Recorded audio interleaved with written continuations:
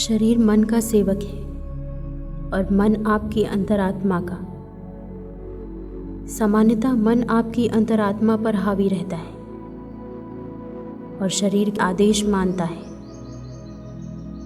चाहे उन आदेशों को सोच विचार कर दिया जाए या फिर बिना सोचे समझे।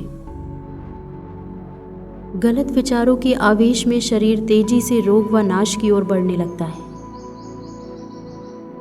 अगर आप अपने शरीर की रक्षा करना चाहते हैं तो अपने मन को नियंत्रित करें। अगर आप अपने शरीर को सुंदर बनाना चाहते हैं तो अपने मन को सुंदर बना लें। मनुष्य जब तक अशुद्ध विचार रखेगा तब तक उसका मन मस्तिष्क अशुद्ध और जहरीला बना रहेगा। निर्मल हृदय से ही निर्मल जीवन और निर्मल शरीर मिलता है। प्रदूषित मस्तिष्क का परिणाम है प्रदूषित जीवन और प्रदूषित शरीर। विचार ही कर्म, जीवन और परिस्थितियों का स्रोत है। अगर आप इस स्रोत को शुद्ध बना लेते हैं तो बाकी सब कुछ अपने आप शुद्ध हो जाएगा। इंसान कोई चीज़ हासिल करने में सफल होता है या असफल, यह उसके विचारों का सीधा परिणाम है। उसकी परिस्थितियों के लिए भी उसके विचार ही जिम्मेदार हैं। उसके कष्ट और सुख उसके अंदर से ही आते हैं। जैसा वह सोचता है वैसा ही वह होता है। जैसा वह सोचता रहता है वैसा ही वह बना रहता है। जैसे विचार होंगे वैसा ही जीवन होगा। अगर विचार उत्तम है तो जीवन भी उत्तम होगा। अगर विचार निकृष्ट है तो जीवन भी निकृष्ट होगा।